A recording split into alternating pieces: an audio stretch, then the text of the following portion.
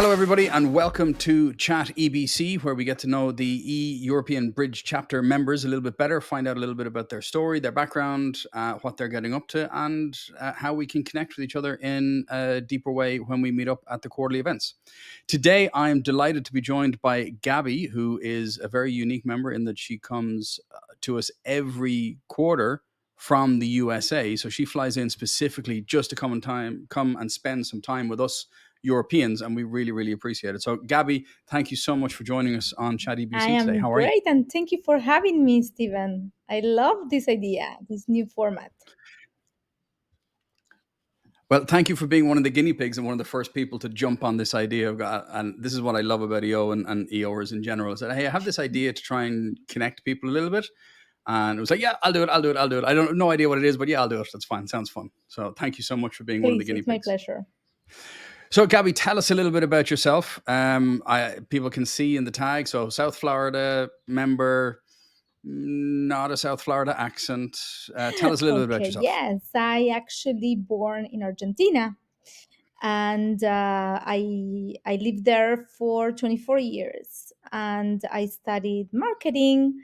And in 2001, I got married with my after ex-husband, and we flew to US, to South Florida.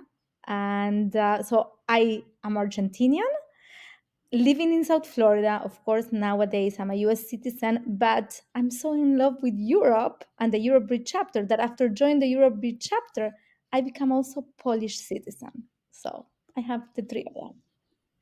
I didn't know.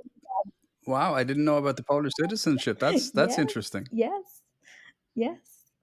So I know a little bit about the story you told me before. So Frito is a European EOer. He was in the Dutch chapter. He now lives in South Florida. And so tell me about that, because I think it's really funny how quickly you just went, huh? Yeah, I'll do that. Yeah, So I'm tell us that kind of a story. practical person overall. So I knew Frito because he was the former Mayo chair in South Florida, and he actually recruited me to become the South Florida Mayo chair like 3 years ago, 3.5 years ago.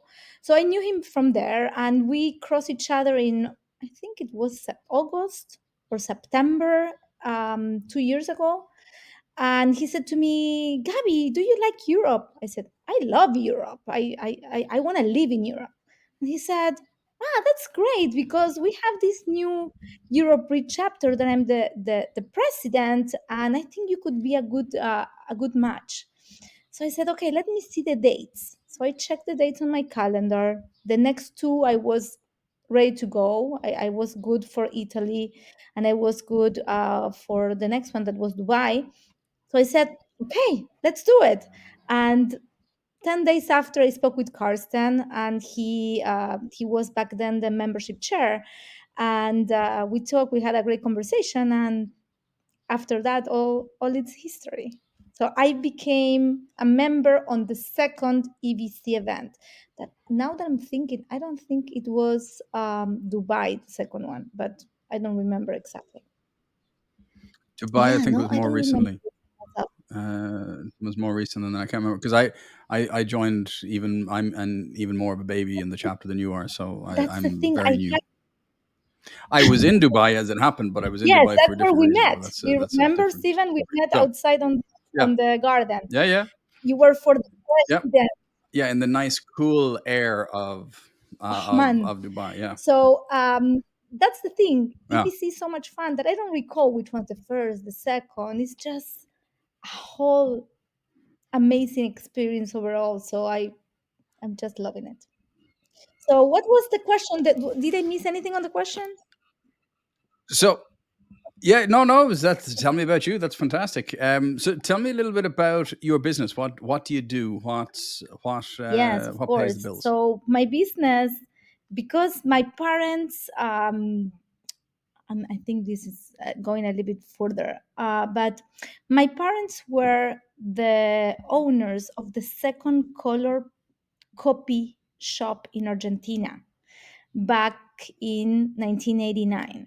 So I was the manager of one of Wow. their business, running it while I was studying in the university. And when I moved to USA in 2002, I opened TCGC, that is a printing and branding and operations company that service businesses.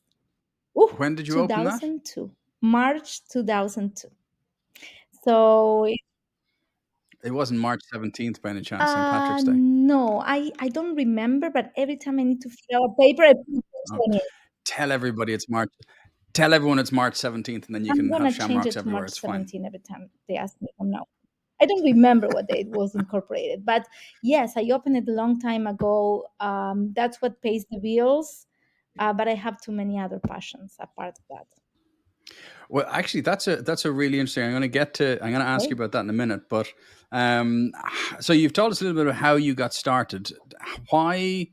Like you had the experience, obviously, in Argentina of the copy center, but what was it that brought you to the copying and branding and all of that kind of thing, as opposed to the Kinko's type We we copy kind of shop? started like a Kingos, and then we keep Okay.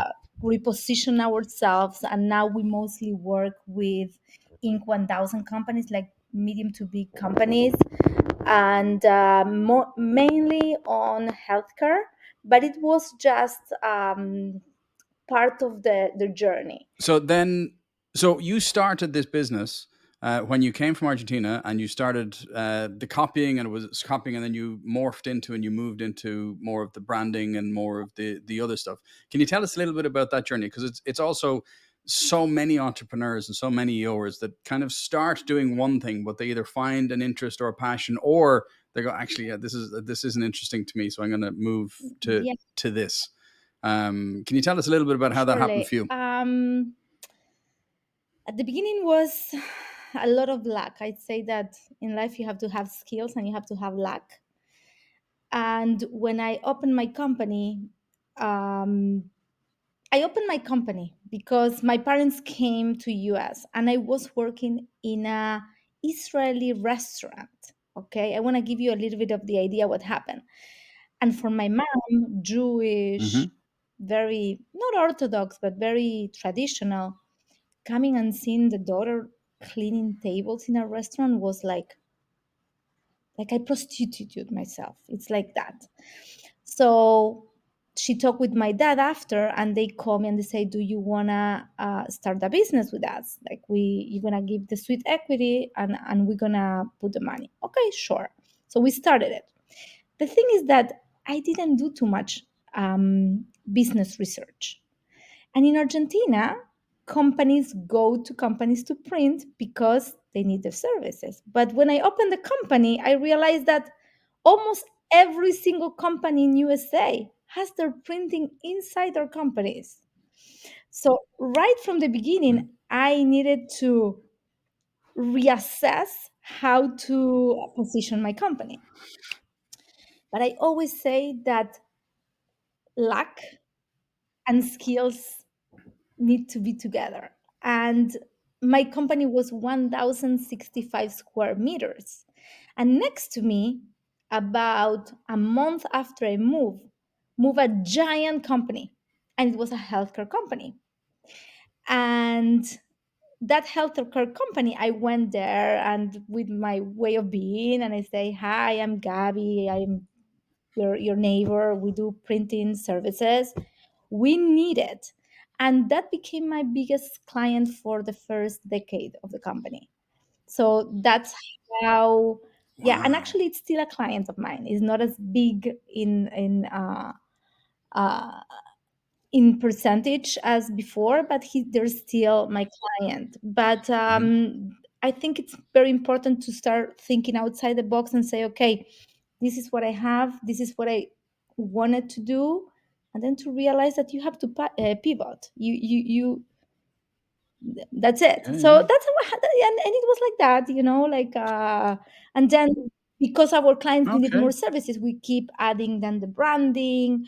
We added some services Hmm. to companies to provide them with all their envelopes and billing material they need to run in their internal print shop. So that's what we're doing. And yes, it's exciting. Fantastic. So then you've grown the business now. You're hugely successful. What's on your mind at the moment, whether it's business or personal? I mean, I'm not talking about. I don't want you to be sharing kind of, oh, this is the terrors of what's going on in my business. But in your day to day, now that you have a successful company, what's on your mind right now? Whether it's family, whether it's business, good, bad, whatever. Um, Yeah, that's a great question. Actually, about 6 years ago, I divorced and I changed a lot in my life. Actually, my mom got sick 9 years ago, and I started realizing that life was more than just living and working and breathing and working and raising kids. And it was a journey, and that journey got me to a point now that I am excited about actually life. And I was talking with my coach last week about how to connect directly with my authenticity and stopping a bit judging what I should be doing, where should I be, and be more self compassionate and really think about what I want to mhm. feel.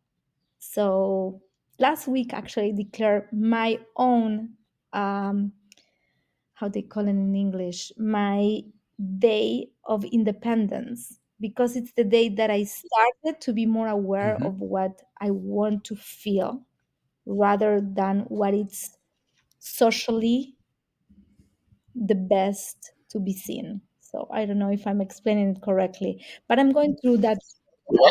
No, that's amazing. And that's and I have a lot of different things that I want to do. I love crypto. I would love to become a better investor, learn about options. I love real estate, and one of my dreams is to have a real estate company going on worldwide, because I love to travel and I look forward to have bases in 20 different locations in the world. So I have a lot of different, yes, Uh, but nowadays my the importance for me is to really realize how can I live more close to my authenticity and be more mhm. purpose on everything I doing to really connect with that authenticity and what I want to feel in life. And really to leave a mark. I That's just amazing. clean up my parents. I don't have parents anymore, and that's another part of my journey. And I clean up their house with my siblings a month and a half ago. And we clean up some of the pictures from my great grandparents. And we kept some, and I was looking at them and I say, nobody will remember this person, because nobody will go to their cemetery. And I don't want to be like that. I want to leave something in this world, not because of an ego, because of I feel it's my own responsibility, because I can do it. And I'm much more blessed than most of the people in the world. Not because I don't have problems. I have plenty of problems and plenty of things to fix and work, and but I have so much more resources than other people. So I feel that it's my own responsibility to leave the world a better place. So you mentioned a minute ago about some other passions that you have, like you want to have like real estate and crypto and investments Hmm. and all this kind of stuff. Um, if you weren't doing exactly what you're doing right now in the business, in the print and the branding and everything else, if you weren't doing that, what would you like to explore as something of interest? Is it the real estate and the crypto, or what Those else would you, or two, is there and anything I else that you would like to explore? also got very curious about buying. And I like this lady. Her name is Cody Sanchez. Buying boring businesses. So I got very interested about that. She explained all the steps of how to do it, and gives a lot of information on part of her own group. So that's one of the things that I would love to explore. So this idea of buying boring businesses, I'm guessing that's it's just not the sexy crypto and all this other stuff, but they're very strong, reliable, dependable businesses that can just churn out Yeah, year on year. Is that yes, the right actually, idea? from um, laundromats to vending machines to storage places. Very boring, not sexy, but I love the idea, and Hmm. I love that it's a very easy way to have very once it gets to the point after the onboarding and adding all the technology and the processes, it's something that's very straightforward and somebody else can manage it and I don't have to do Hmm. it. So I love that. I'm just curious. Very cool. Yeah. And it also strikes me as the type of thing you could run either from Argentina or from South Florida or from Yes, Poland. that's the other part. And we had this amazing conversation. I have to say, I met you in Ahman, as we said, but my real connection with you was on that particular uh, trip that we have in a bus. Where it was in Marrakesh. That was Marrakesh, yes, in in Marrakesh, Marrakesh. Yeah. and I connected so much with you. But as I share there, my I have another amazing project that I'm running. That is a foundation that I created it 2 years ago. Hmm. And the first project that I did was in memory of my mom that passed away. And it was in Malawi. Hmm. And that's the other part that that beats my heart when I talk about that it's making a real impact. And yes, I can run it from Malawi. I can run it from anywhere in the world. And that's the other thing. I want to discover the world. Hmm. I'm not gonna stay here now. My kids are still small in a way. They're both Well, small. actually They're they're not really both that small, adults, but yes. 18 and 19. But I still Yeah. have a few Yeah. time that I They're still still your need to be babies. here. I would change the word need to get to be here with them because Hmm. Very it's good. an opportunity for me and it's a decision to be here with them. But after that, my idea is to live a little bit here in US, close to my kids, hug them, and be with them Hmm. on all their birthdays and every time they want and they need me, and explore the world. There are 200 countries. I want to explore and feel Hmm. and discover cultures. And actually that's why EBC is so important because it also opens me the doors to go to places that are on my to visit list but maybe not on the top 10, like Latvia. We're going to Yeah. Latvia.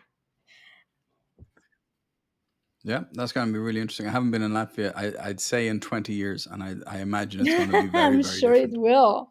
I never been in Latvia. I haven't been in Dubai before the trip with EBC. So I love that. I love to explore. And that's why I also love our EBC chapter because we have so many different cultures and it's amazing. So just give me, give us, like, the people who are watching, just give us the initiative that you mentioned there about the thing in Malawi and your mother's name. Just give us a really quick, and I know you could probably talk for an hour on this one because it's a real passion project for you. But just give us a quick insight Okay, into what you're yes. doing with it. Okay, so I started with solar project in a clinic in Malawi, and now I'm running in Malawi, in Uganda, and in Argentina. Three farm pilot, three pilot farms next to schools. And the idea and the objective is to make the schools as sustainable as possible and them to be able to produce the food, most of the food that they are going to be consuming. And I also have in Malawi a scholarship project, which this week is the third year that it's the awards. And it awards kids from primary school to secondary school. So we give 3 scholarships to go to secondary school for the kids. And then from first grade to eighth grade, we have a tally of attendance, qualifications, effort, grades. And they also are getting a backpack with like 3 kids a grade. They're getting a backpack with uniform, shoes, socks, and school supplies. And the reason I'm doing that and I'm starting that, it's because when I went back to Malawi in 2019 to launch the project of the solar project on the clinic that serves 27,000 people around the clinic.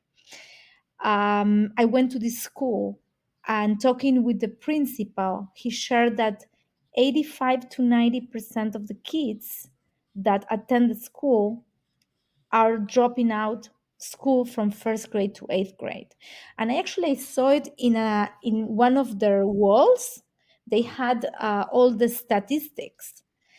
So when I went back to US and I was on my flight, I was I cannot go back to my comfy life without really starting doing something that is meaningful, that will make a difference. So I don't want to keep giving them food. I want to do things, and that's why the name of my foundation is Ripple Lines. And that's because everything that we are doing, I want to have a ripple effect. I don't want to give food just to have their stomach fill for 3 hours. I want to do something that then it's gonna give Hmm. another effect. So that's where Ripple Lines is. I don't know where it's gonna finish, Ripple Lines, where it's gonna end up. Like the business, it started somewhere, it's ending. No, but this is the whole idea of ripples. We don't know No, where they're going no. to end But I up. want to really impact 10 million children. And I know it's a big number, but we are in the about 30, Hmm. 37,000 people that we impacted so far. So I'm very happy. Again, a lot more to Well, do, and that's why I need more time. so you've been running your business. You've been running this foundation, but you've also been in EO for a long time. How long have you been in EO? EO Yes, general, I not just became an EBC. EOR um, originally with South Florida chapter in 2019.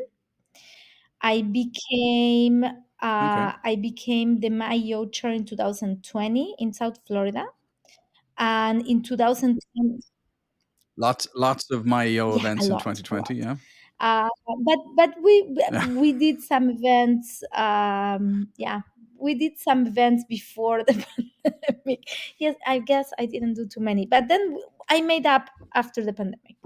And also, Miami, South Florida opened up Hmm. much faster than everything else. So by 2000, like middle 2021, we were already running projects. So it was good. And Cool. I became an EBC member the last quarter of 2021. So, and I became a Okay.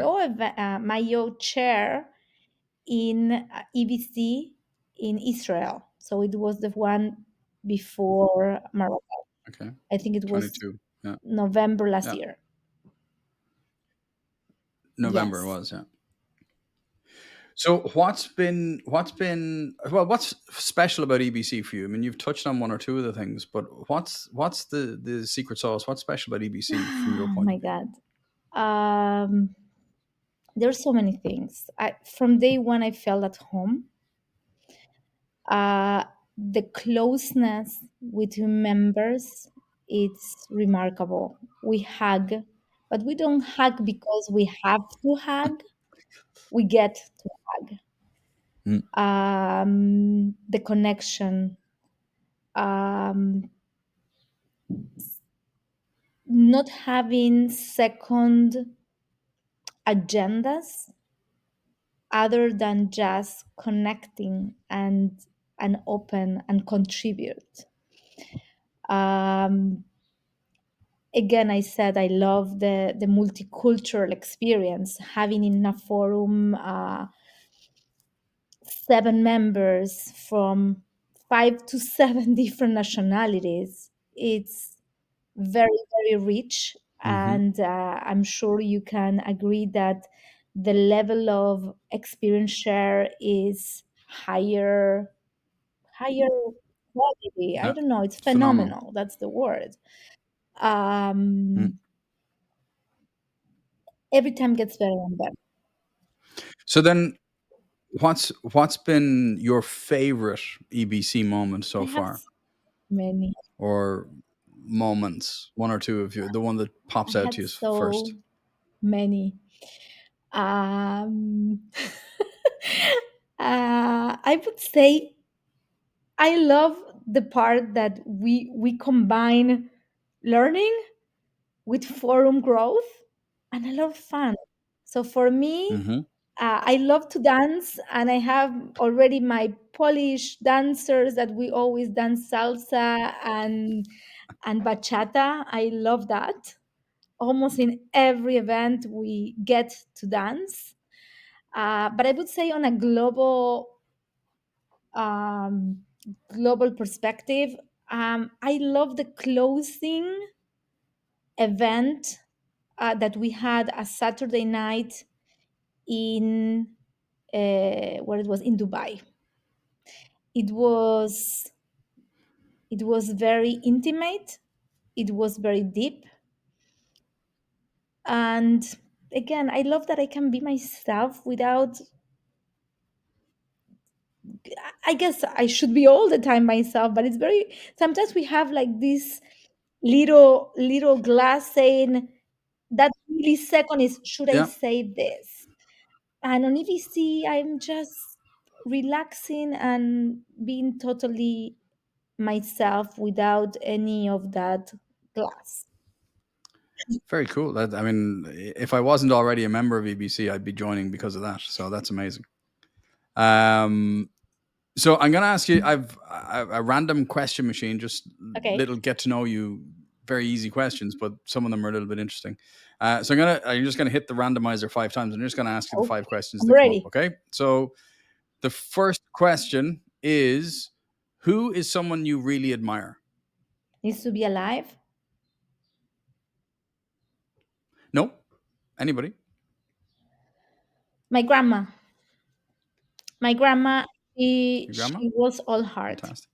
all heart, and she had 26 grandchildren. I'm sorry about the dog barking. But she always made me feel like I was her favorite every time I was going to her house. She had my favorite food, and she was all hearts. She didn't have one penny, and I miss her almost every single day. That's lovely. What's the best surprise you've ever received?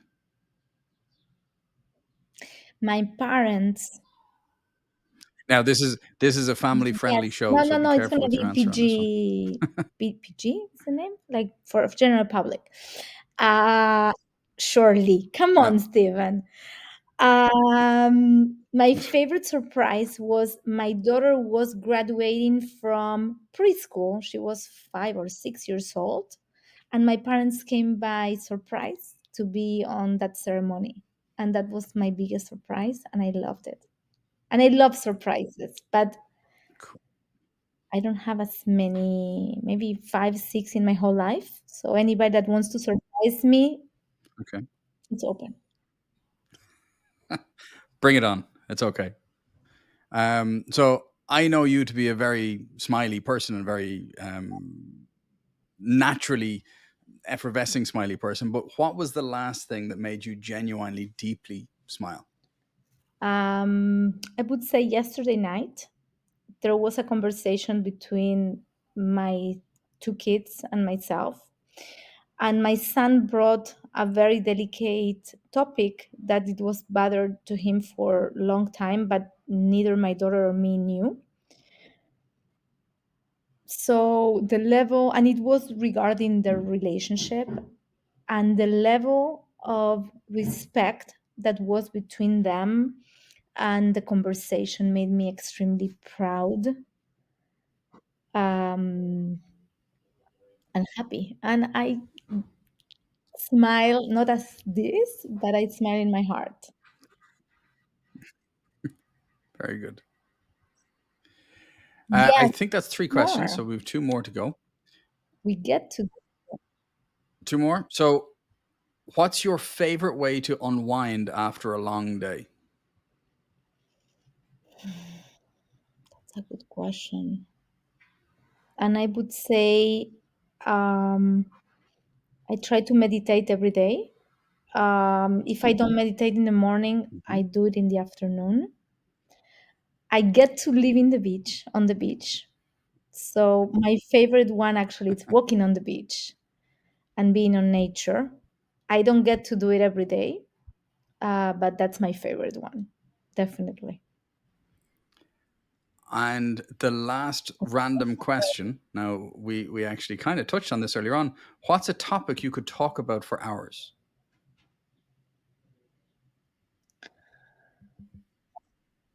Not to give a keynote that you could talk about, but what's a topic that you could talk about with a group of people for hours? I would say that I really feel that I can I can motivate others to realize that everybody has the power to change their life and to decide what it's their future to be. I feel that no matter the circumstances, I am, and again, I'm also on that route. It's not that I am perfect, totally master it, but I'm a believer that anything is possible if we really want to do that, and there's no big enough situation that it won't allow us to do that. So anything depends on us. And I feel that if I feel that I can help others on that and motivate that. Fantastic. Gabby, that's an amazing message to end on. Thank you so much, Gabby, for taking the time out to join us here today for Chat EBC. And obviously, anybody who wants to get to know more about any of the topics that you talked about, we'll see you at the next quarterly event. The next one's in Riga. But depending on when you're watching this video, the next one could be somewhere else. So anybody who wants to follow up with Gabby about any of those topics, we look forward to seeing you at the next EBC event. Gabby, thank you so much You're for joining us. welcome. Thank you for having me. Thank you for making me feel so at home on this call and for being yourself every time I'm bringing your wisdom and your real part. Thank you very See much. you. See you soon. Bye everyone.